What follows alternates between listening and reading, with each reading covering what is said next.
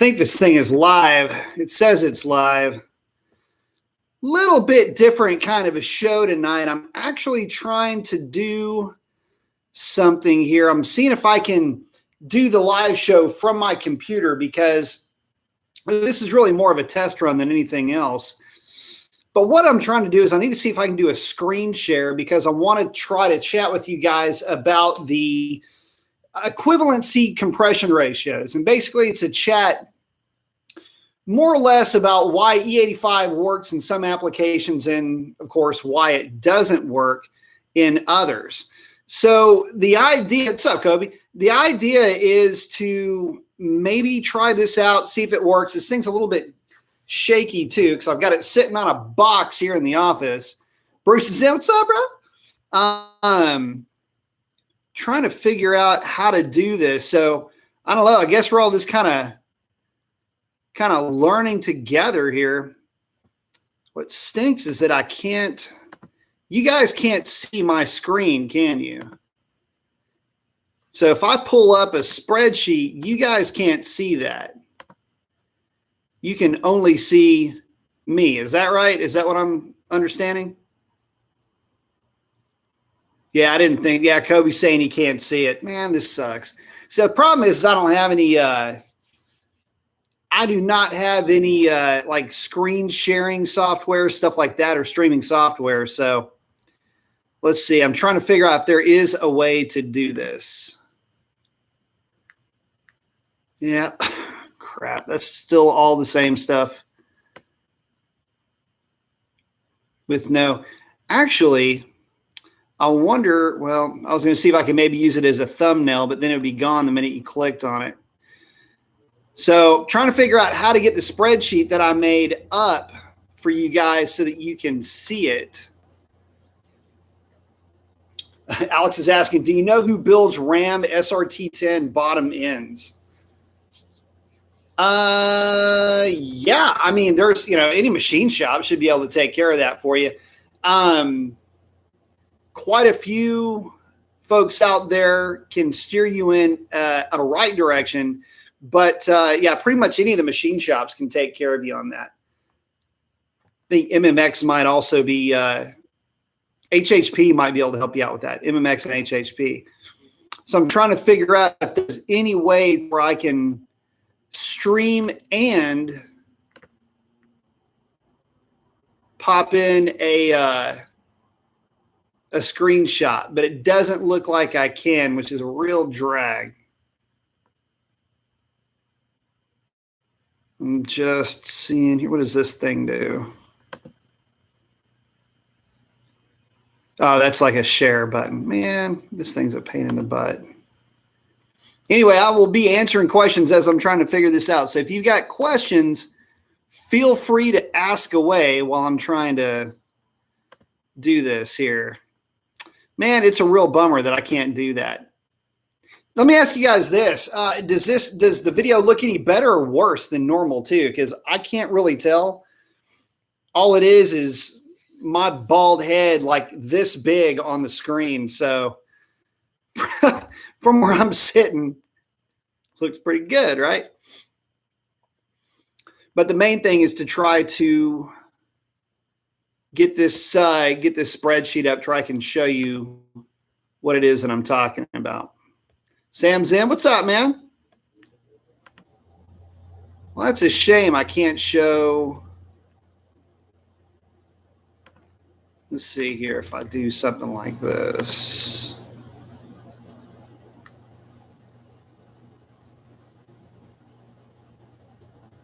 Hang on just a second, guys.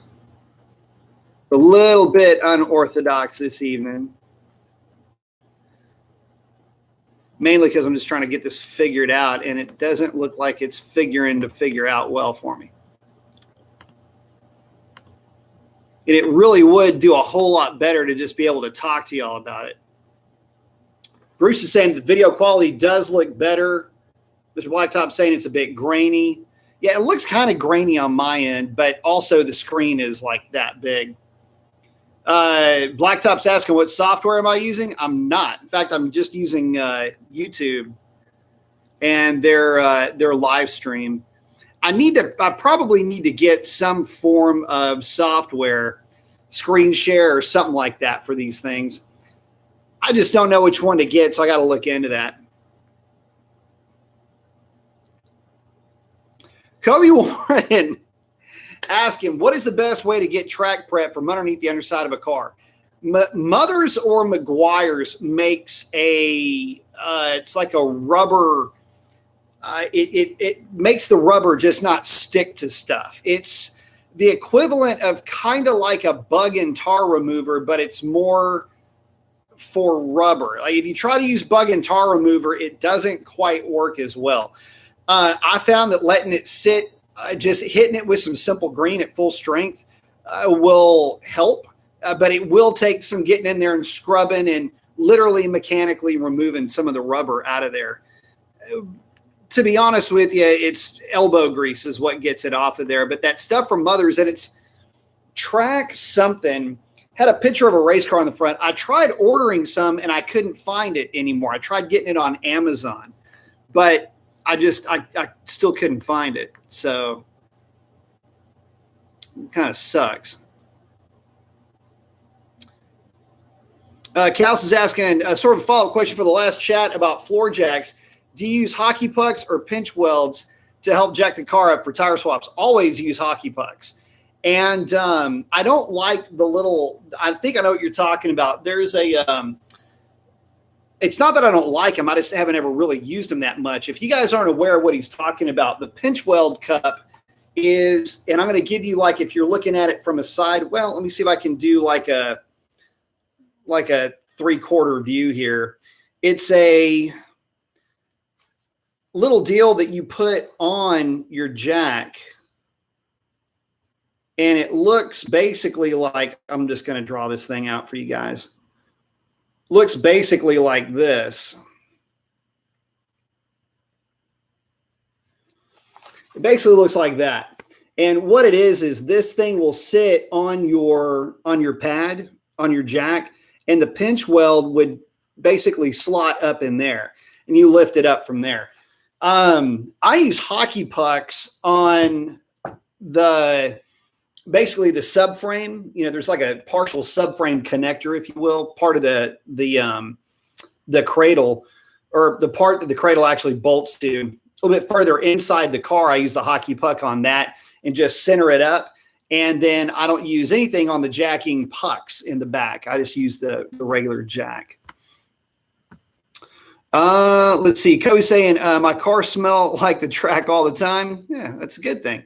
Bruce saying, if you had complete control of Dodge's performance lineup, what changes would you make to them?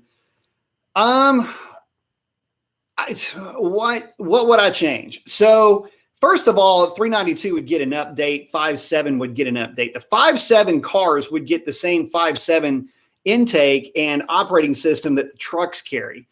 There's no reason not to, and it would get a 25 horsepower bump in the process. So that would be first order of business. Second thing that I would do is I would put a better exhaust system on the 5.7. I would just make the tubular manifolds universal for all 5.7 applications, and I'd make the SRT exhaust universal for all applications. That'd be an easy thing to do. For the 392, what would I do? Revised intake manifold, slightly revised camshaft. The new operating system, though, is really, really good. The new tuning is far better than the 16, 17, and 18 protocol. So it's actually really good in that respect. So I would say, a revised intake manifold for sure, a slightly larger runner, slightly shorter runner. Get the thing over a rated 510 horsepower, a little bit more of an aggressive cam profile, a little bit tighter lobe separation angle. I don't think you need something that wide, but only tighten it up by about maybe 3 or 4 degrees, not too much, maybe 5 degrees, just to keep it a little bit streetable, and NVH issues would pretty much go away at that point. But as far as a bump and displacement or something like that, I mean, I guess you could, but I don't see, there's not that big of a performance gain there. And they're already somewhat useless on the street. As a matter of fact, there's a lot of guys that have had scat packs that got rid of the scat packs because they would just light the tires up on the street. And it's adorable for about 15 minutes. It's like having a puppy that's just really excitable. It's a lot of fun until, they piss and shit uncontrollably on the floor. Right. So I guess the point of it is it's what's fun for 15 minutes gets annoying at the 20-minute mark. And so a lot of the guys would end up selling them, trading them in, whatever, on Mustangs. Like I've always said, if you want a smoking hot deal on a used Mopar, go no further than the used car dealership at your local Ford dealership. But anyway, long story short, the idea behind all of that is that, you keep the displacement, get the horsepower, maybe bring torque down a little bit, chill it out just a little bit down low, let it hook up on a set of drag radials on the street, let it make up the difference on the big end, and give the car some power from a roll, which it's not that the car doesn't have the power now. The 392 is actually very impressive from a power standpoint. The downside to the 392, if there is one, is just that it does taper off. And it's kind of a square engine. If you ever notice one on the dyno, it makes 400 horsepower. It's going to make 400 pound-feet of torque. So, I'd kick the horsepower up a little bit, not worry so much about torque. Let's see here.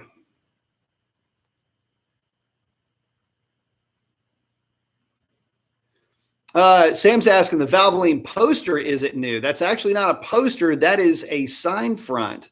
And it's new to the shop. It's been up actually for quite a while. I actually had it at my house for a while. I had that. I got big Pennzoil stuff, Texaco stuff, all kinds of Petrolina stuff. Sam said he uses a puck and soft wood. Absolutely good idea.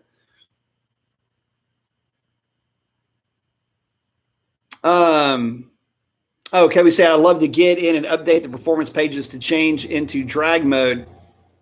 We want on the Hellcat. Yeah, you can do that. There's a couple of things. Another thing I would like to see him do is maybe change up the trans tune a little bit. Getting back to if I were king for a day, I'd change up the trans tune, have it downshift a little bit more aggressively. And make the launch control actually work. It's embarrassing to have launch control and nobody ever uses it.